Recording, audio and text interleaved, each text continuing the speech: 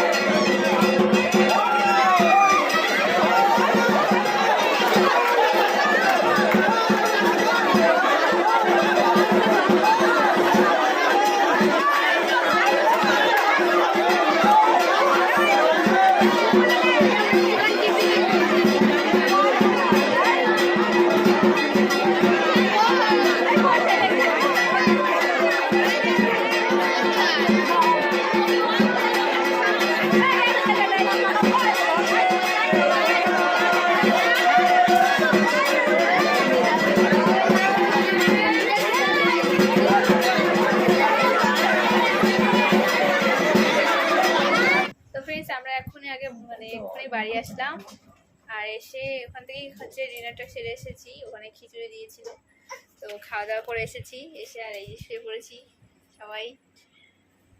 আর পাপান শুধু জেদ করছে, এখন কার্টুন দেখবে, বলে দিয়েছি ওদেরকে বকে দেবে। হ্যাঁ, বলে দেবে।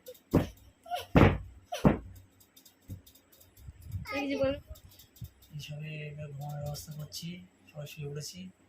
পাপান দেখো কি করছে, বলছে পাপান ঝাঁপ দিয়েছে, কি হয়েছে বলো? পাপান ঝাঁপ দিয়েছে, ঝাঁপ দিয়ে রাগ হয়ে গেছে, আমার বাড়ি ধরছে। ওগুলো তো ক্যামেরা করতে পারিনি, তখন হচ্ছে আমি সেই অনেক বাতাসা এগুলো সব ছড়াচ্ছিল, সেইগুলো নিয়েছিলাম, তো আর হচ্ছে ক্যামেরা করতে পারিনি। কেমন করছিলে বাবান, কেমন করছিলে? কি করছিল বাবা? ওকে হচ্ছে দুলিয়ে আর ফেলে দিয়েছে জালের উপরে, আর রাগ দেখাচ্ছে। আর বাবার গলা যখন টিপে ধরছে, আবার বদমাস হয়ে গেছে, বদমাস।